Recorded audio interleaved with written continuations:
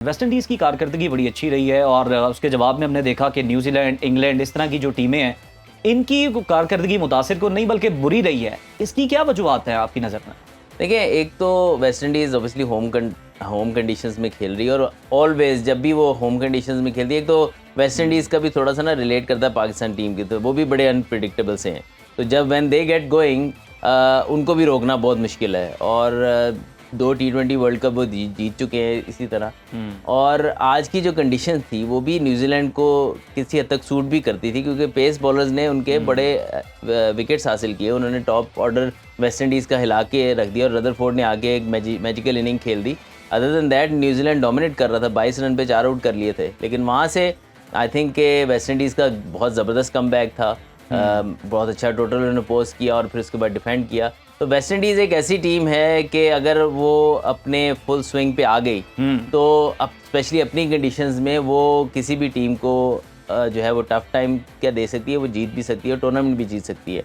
और जो फ्लेयर है उनका वो जिसको कहते हैं ना कि इन पिचों को सूट भी करता है कि एट टाइम्स ना ऐसे लगता है कि वो they are not going anywhere. वो ऐसे लग रहा होता है कि सिंगल भी नहीं ले पा रहे, लेकिन एकदम से ऐसे छक्के शुरू होते हैं कि वो, क्योंकि पावर उनके पास है, 6 हिटिंग पावर है उनके पास, और all the way through till number 8, 9 उनके पास प्लेयर ऐसे हैं जो छक्के मार सकते हैं।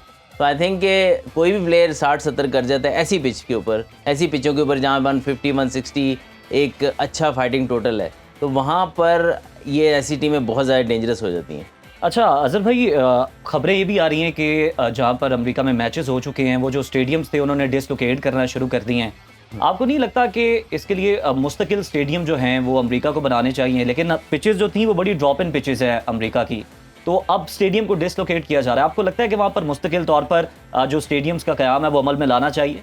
बिल्कुल लाना चाहिए। I think after this world cup I am sure कि वो इस चीज़ को देखेंगे कि कितना शौक है, स्पेशली एक्सपैक्ट जो वहाँ पर रिहायशी हैं, वहाँ पर इंटरेस्ट बहुत ज़्यादा है। और जब भी यहाँ ट्रायंगुलर सीरीज़ हो, टूर्नामेंट्स हों, T20 और ये सारी चीज़ें जब भी होंगी, लोग उसको बहुत ज़्यादा फॉलो करेंगे। तो आई एम श्योर कि एटलीस्ट 2 या 3 ग्राउंड्स तो वो बनाएं जहाँ पे वो ये करा सकें। जैसे कनाडा में एक ग्राउंड है, वो भी बहुत बड़ी नहीं है लेकिन एटलीस्ट परमानेंट एक ग्राउंड तो है। आई थिंक अमेरिका में भी है, लेकिन उन्होंने क्योंकि वर्ल्ड कप कराना था और थोड़ा सा स्टैंड्स को भी बड़ा करना था ताकि ज़्यादा कैपेसिटी की जो है वो ग्राउंड हो सके, और जिसमें एटलीस्ट पाकिस्तान इंडिया के लिए भी बड़ा, वो तो भरा हुआ था और I think I am sure कि अगर थोड़ा सी कैपेसिटी ये और बढ़ाते तो वो और ज़्यादा क्राउड भी आ सकता था। आई एम श्योर बड़े लोग टिकट्स को जो है वो सर्च कर महरूम रहे हैं और हमसे इधर बैठे हमें मुसीबत पड़ी रही है कि यार के टिकट्स करने नहीं, कहाँ से करें। लेकिन टिकट्स बहुत महंगे भी थे वहाँ, महंगे भी थे, लेकिन लोग महंगे भी लेने को तैयार हैं, लेकिन अवेलेबल तो हों। तो आई फील कि इनको परमानेंट ग्राउंड ज़रूर बनाने चाहिए। उसके बाद ये है कि वहाँ पे स्टैंड्स ये है कि एक्सटेंड कर लें, और उनको फिर जैसे इवन यूके के अंदर भी ग्राउंड्स हैं जहाँ पर आप स्टैंड्स वो लगाते हैं, स्पेशली जब बड़े इवेंट्स होते हैं जी। तो उसके लिए उन्होंने ज़रूर किया हुआ है। लेकिन वो फिर डिस्पोजेबल स्टैंड्स होते हैं, वो फिर आप रिमूव कर सकते हैं, उनको ब्रेक करके फिर वो ले जाते हैं, फिर दोबारा लाने वो ले आते हैं।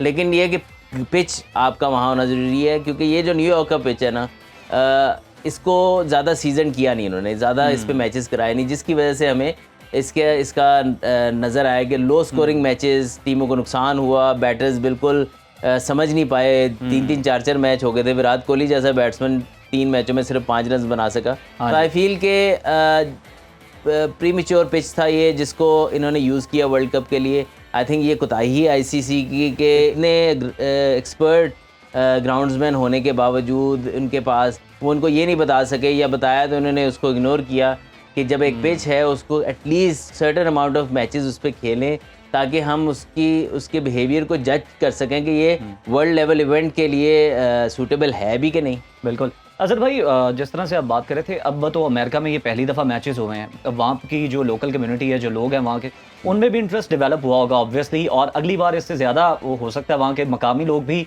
मैच देखने के लिए आए। तो कम से कम कितने शायकीन की गुंजाइश वाला स्टेडियम वहाँ पर काफ़ी होगा आपको लगता है? एटलीस्ट 15 to 25,000 इन बिटवीन, इतना तो हो ना एटलीस्ट, क्योंकि जब आपने वर्ल्ड इवेंट एटलीस्ट कराना है तो, या कोई भी अच्छा बड़ा मैच कराना है आपने, उसके अलावा एटलीस्ट जो मैं समझता हूँ कि वहाँ ग्राउंड्स होने चाहिए और परमानेंट पिचेस होनी चाहिए जहाँ पर वो वहाँ पर रेगुलर क्रिकेट होती हो। ये जब बड़े इवेंट आप वर्ल्ड T20 करा रहे हैं या 50 ओवर के कुछ अर्स हो सकता है आगे जाके 50 ओवर वर्ल्ड कप अगर कैरेबियन जाता है तो हो सकता है कुछ मैचेस वो यूएसए भी रखें। तो आई थिंक वहाँ के लिए एक परमानेंट ग्राउंड ज़रूर होना चाहिए, एटलीस्ट 2 सेंटर्स ऐसे हों, और उनके लिए तो ये पीनट्स हैं। स्पोर्ट्स में जितना वो इन्वेस्ट करते हैं, हब है स्पोर्ट्स का दुनिया का वो, तो उनके लिए तो एक बस कोई मसला ही नहीं है। तो आई फील के थोड़ा सा अगर वो तवज्जो दें, और बहुत सारे लोग हैं वहाँ पे जो क्रिकेट में इंटरेस्टेड हैं, वहाँ चाहते हैं कि मैचेस हों, वो वहाँ पे आके देखें। इवन के कैरेबियन में भी जब भी मैचेस होते हैं तो वो वहाँ से ट्रैवल करके लोग बहुत ज़्यादा पाकिस्तान के या इंडिया के मैचेस देखने आते हैं। तो आई फील के इनको ज़्यादा से ज़्यादा सोचना चाहिए इस तरफ, और स्पेशली आईसीसी को ये देखना चाहिए अगर कोई भी इवेंट कराने जा रहे हैं उससे पहले ये मेक श्योर करें कि 3-4 साल से ग्राउंड वो यूज़ हो रही है, एटलीस्ट 2 साल तो हो रही है, ताकि उनको पता हो कि यहाँ मैच कराएंगे तो इस तरह की सूरत हाल दोबारा इधर पेश ना हो। मैच में तो ये भी वो कुछ बैटर जो थे वो गनीमत जान रहे थे कि हमसे 4 पहले जो बैटर्स हैं वो कम से कम इस पिच पे खेल चुके हैं। वो इससे भी अंदाजा। अच्छा अजहर भाई, आपने बात की अमेरिका की पिचेस की, और जिस तरह से हमने भी यहाँ पर डिस्कस किया वेस्ट इंडीज की पिचेस, अब जो बकिया मैचेस हैं वो वेस्ट इंडीज में होंगे, वो इससे किस तरह से मुख्तलिफ हैं, और वहाँ पर किस तरह से आपको लगता है कि क्या चैलेंजेस दरपेश होंगे बॉलर्स के लिए, बैटर्स के लिए? देखिए चैलेंज तो वहाँ भी बैटिंग के लिए बहुत कम पिच होंगे जो बहुत हाई स्कोरिंग होंगे। कैरेबियन में जो पिछला वर्ल्ड कप भी हुआ था T20 का या इवन 50 ओवर, एट टाइम्स वहाँ भी बड़े मुश्किल पिच बन जाते हैं जो कि बैटिंग के लिए ज़्यादा सूटेबल नहीं होते, लेकिन एटलीस्ट वो 140-160 के राउंड जिसको कहते हैं ना कि गेम चल रहा होता है और उस पर चेजेबल भी होते हैं, उसमें आप अगर अच्छी यानी हाई स्कोरिंग मैच देखने को मिलेंगे। इससे हाई स्कोरिंग होंगे, लेकिन आप ये नहीं देखेंगे बार बार 200 हो रहा है जैसे ऑस्ट्रेलिया ने कर दिया। वो भी पिच आई थिंक इंग्लैंड की भी उसमें कंट्रीब्यूशन थी बैट बॉलिंग की, या थोड़ी सी उनका जो डाटा, क्योंकि डाटा ड्रिवन टीम है इंग्लैंड, तो उस पर बहुत ज़्यादा रिलाई कर गए, और जो एक्चुअल कंडीशंस थी उसमें उनको अच्छी तरह रीड नहीं करते, जो कि ऑस्ट्रेलिया ने बहुत अच्छे तरीके से किया। उन्होंने 200 रन बनाए, लेकिन उन्होंने जब इंग्लैंड चेज़ करने आया, हालांकि बहुत बड़ी पावर हाउस है इंग्लैंड की बैटिंग लाइनअप, लेकिन उन्होंने 165-170 के राउंड उनको रिस्ट्रिक्ट कर लिया। तो high scoring games eight times देखने को मिल सकती हैं आपको, लेकिन मेजॉरिटी गेम्स आपको इतनी हाई स्कोरिंग नज़र नहीं आएंगी। वहाँ पे स्पिन भी होता है, थोड़ा सा बॉल कई दफ़ा एक्स्ट्रा बाउंस, अनइवन बाउंस भी होता है वेस्ट इंडीज़ की पिचें, और बहुत आइडियल कंडीशंस नहीं होती वेस्ट इंडीज़ में भी। हमने जाके वहाँ बायलैटरल सीरीज़ भी जब खेली है, प्रैक्टिस फैसिलिटीज़ आपको आइडियल नहीं मिलेंगी आपको। इवन एट टाइम्स मैच की जो पिच है वो भी ऐसे लगेगा कि बहुत अच्छे तरीके से तैयार नहीं हुई हुई, या थोड़ी सी वेव्स नज़र आएंगी आपको पिच के ऊपर। तो आई थिंक वहाँ पर भी आपको थोड़ा सा जो है बैट्समैन को हार्ड वर्क करना पड़ेगा।